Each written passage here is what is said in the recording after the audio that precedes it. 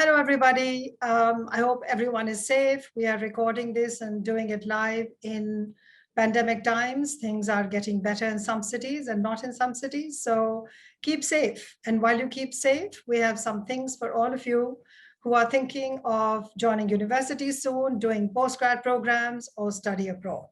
So today I'm going to speak about the application process and profile building. Today's session is generic, and I will say some things that will apply to almost anybody who's building a profile and who is looking at application as a process. I'm presenting to you an educator's perspective. I'm Dr. Maina Chawla Singh. I'm an educator, I'm a professor. I have very wide international experience teaching at universities in India and overseas. Most recently in the US, I've been faculty at Georgetown University, at American University, at Colorado College, and I have been an invited speaker for my research at many other universities, including Oxford, Yale, Cornell, at the Kennedy Center, Library of Congress. So I come to you with a perspective of having seen dozens or maybe even more applications of students that would come to the universities overseas.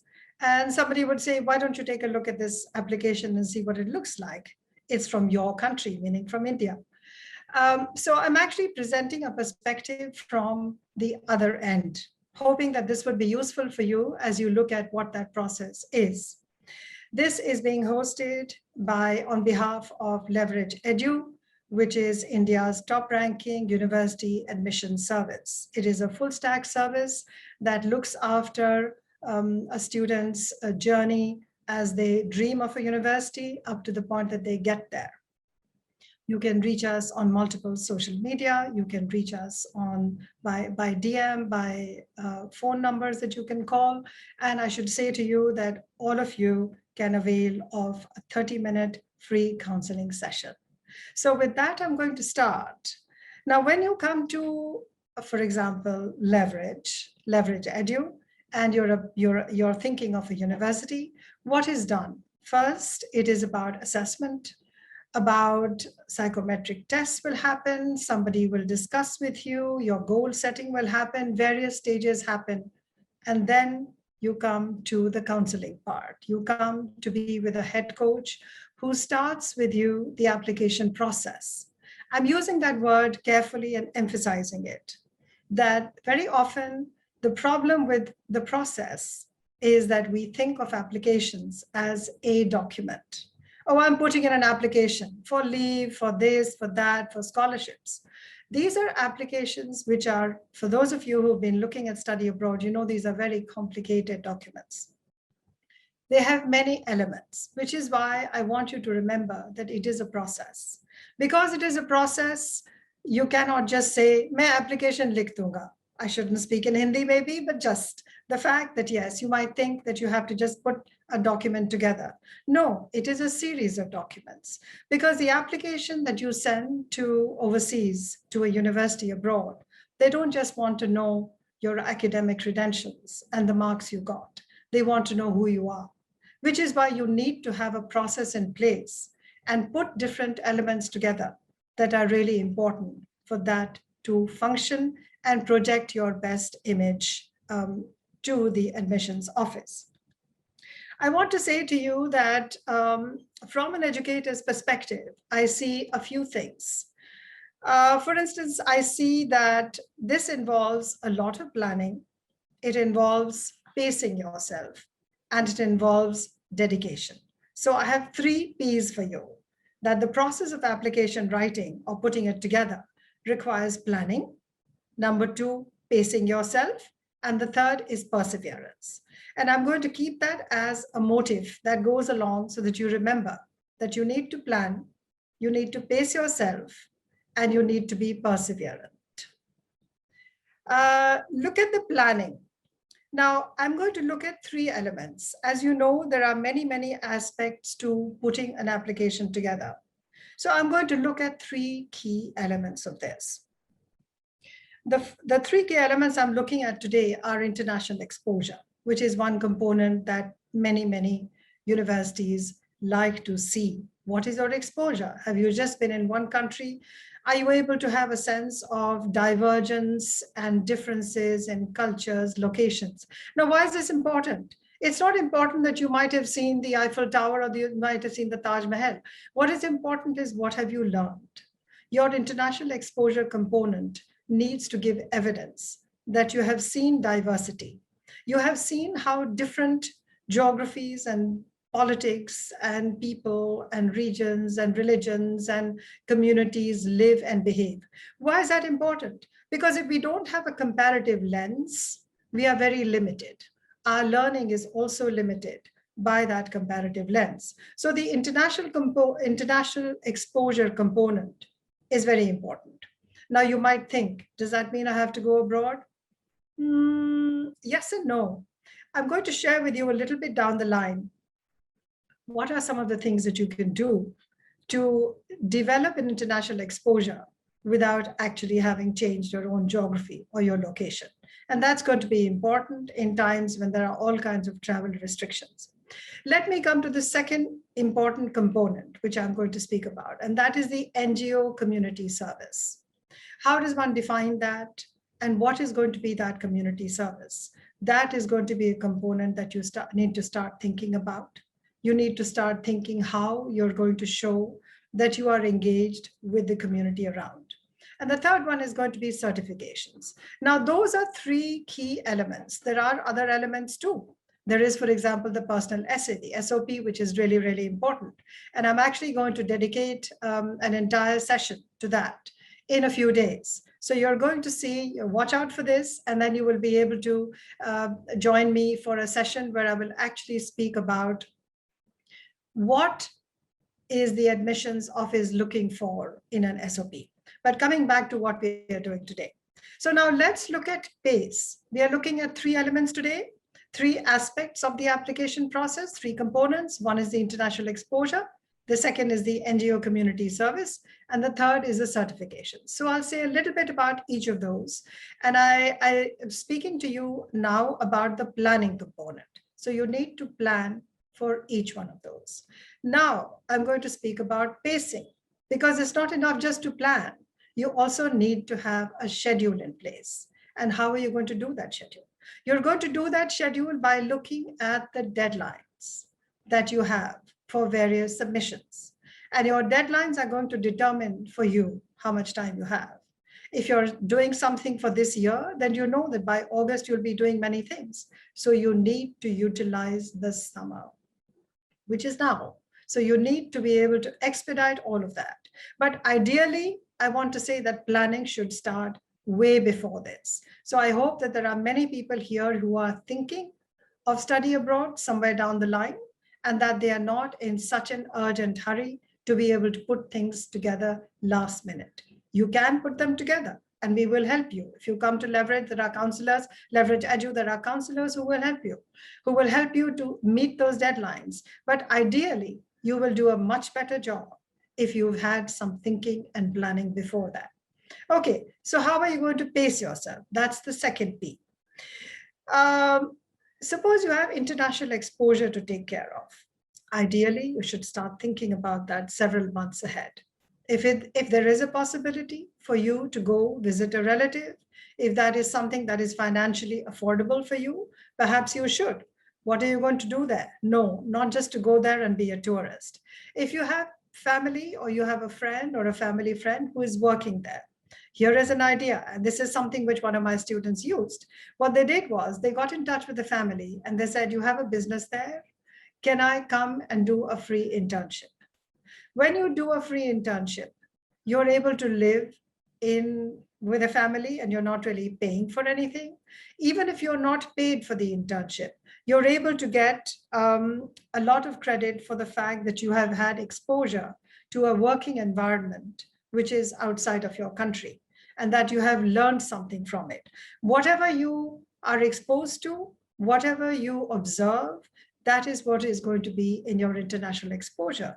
You're going to describe how you had the opportunity of engaging with people, interacting with people, and what did you learn about the way the organizational culture is different, about how conditions are different? Is there a different level of professionalism? So those are going to be observations that you're going to put in.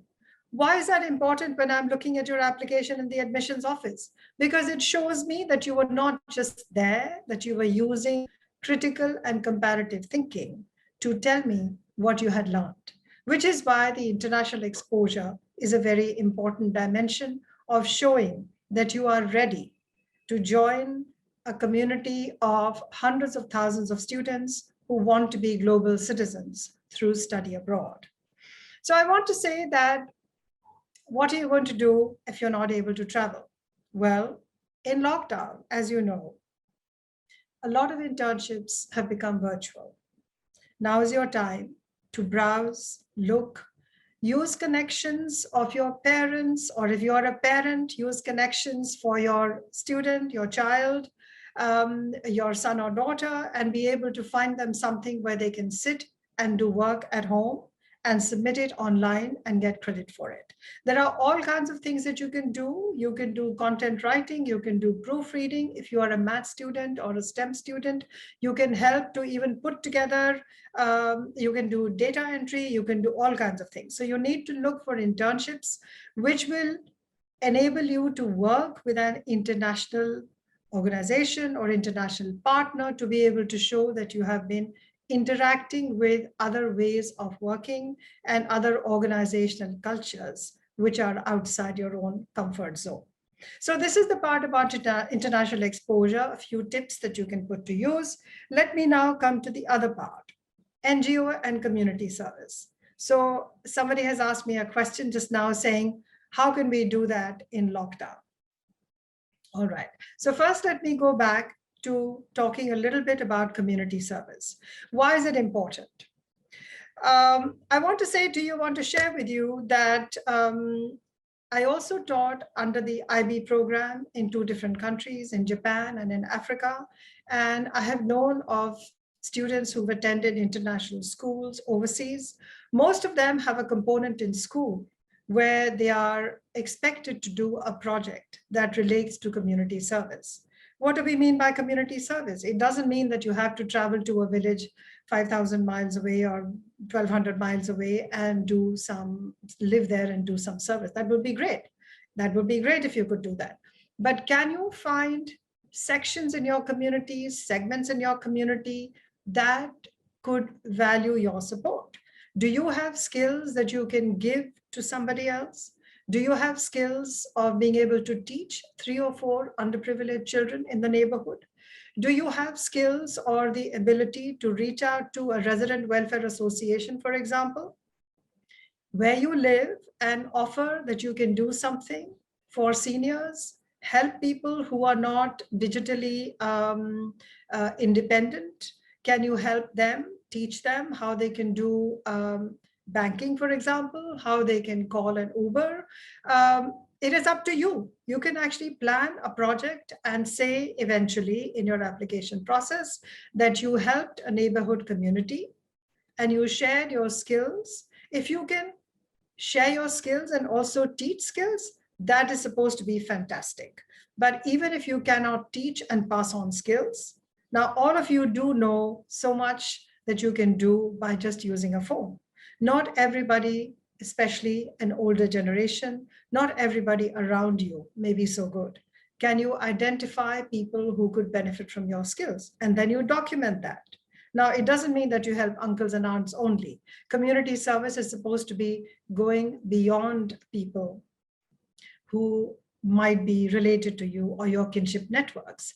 Because the whole purpose of community service is to see, do you feel part of a citizenry? Do you feel socially responsible? Or do you just feel, I just have to get to my goals and I have to get out of here? Well, that doesn't make a very deep human being. It doesn't show humanistic values. It doesn't show social responsibility. And that is the purpose in expecting community service as a component. So there are ways in which you can identify and find avenues for community service around. There are so many NGO initiatives everywhere. You might want to see if you can help them Just make a few calls, ask what you can do, say that you can help to make their lists or call people or mobilize services or help them.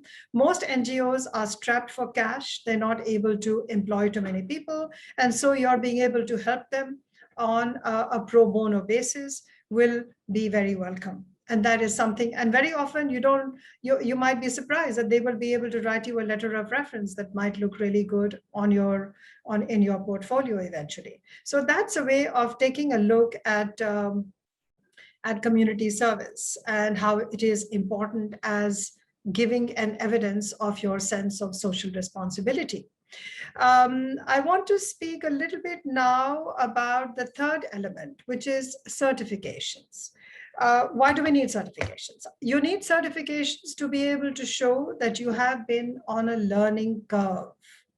Of course, we go to school and we go to college and we learn and we present our marks and our assessment as evidence of that learning. But how good a learner are you? Because within that institution, what you are learning is part of the program. Is there anything extra? Are you curious?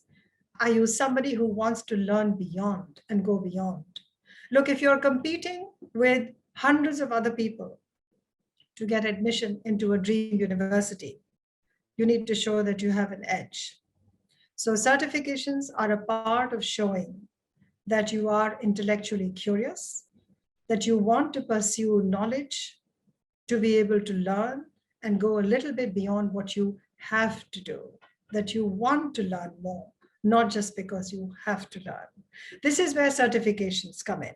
Now, I'm deliberately speaking a little bit more about each of these categories as why they are important from the point of view of somebody who's looking at your application.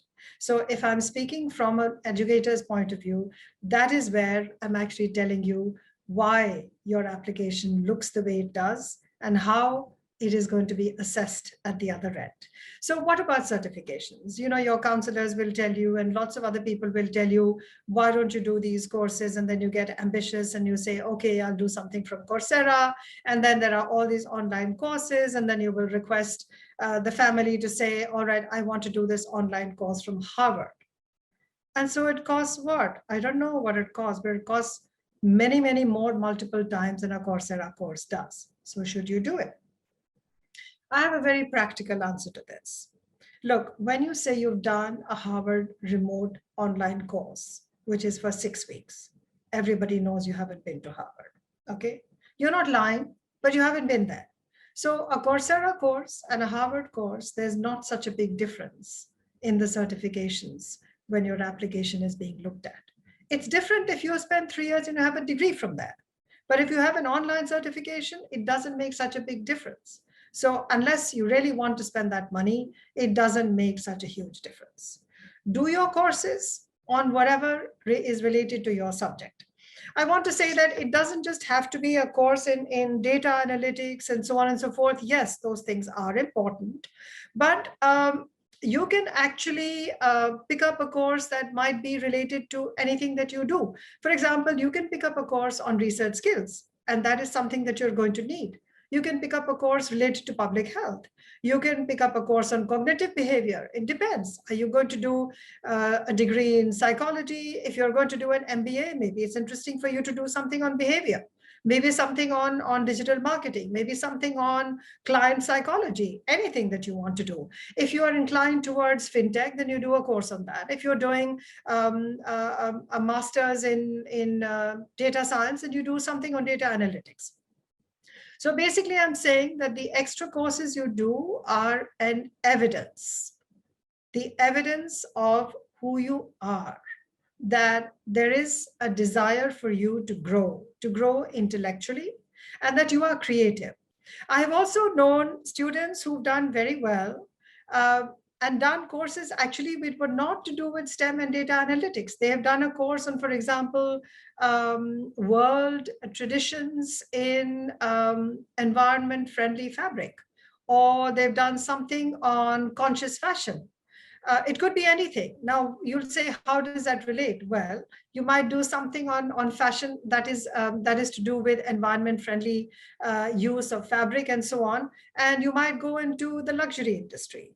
You might go into something to do with environment and energy, and you might be able to show that there was something creative. You had that curiosity about something that was not directly related, but you were curious about it. You were a learner, and you can actually build a whole essay around that. It depends. And that would make a very interesting essay because you have shown yourself to be different. So I want to say that really the sky is the limit in terms of what you might want to do. So here we are again about pacing. How are you going to pace yourself? You are here at the beginning of summer, and I want to say that actually pacing yourself at this point is really, really critical. With some of the ideas that I was giving you a little while ago, you might be able to use the summer very, very fruitfully to be able to find yourself some community service project, to be able to find a couple of certifications that you can do, and just build that application in a really solid way, even before you sign up for a program. Because these are not things that your counselors can do for you. These are things you do. We advise you. And today my advice comes to you from that platform at Leverage Edu. I have a question here. Diksha says, how early should the process begin? And I keep emphasizing process. I want to say it's never too early. You could actually be advising somebody in high school to say, why don't you start building those set of certifications? Why don't you start building those sets of community service projects? There might be just very small projects. During lockdown, maybe you were helping to deliver food packets to families. Who knows? It could be anything. Maybe you were training some of the delivery boys in being able to use their phones better or their Google Maps better. It could be anything. So I want to say it's never too early.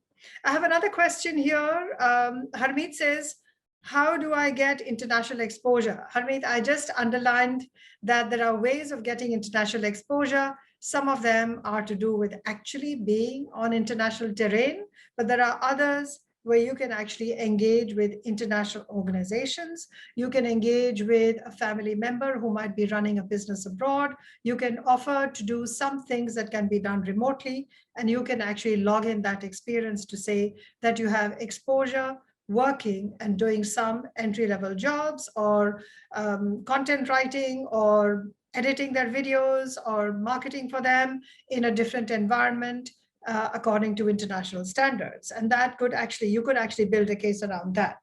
I wanted to add here that, for example, doing mailings or helping communities or underprivileged people around you with financial literacy can also be a really important part of community service. You could actually build an essay around that to say this is how you used your months in lockdown because you could actually do it.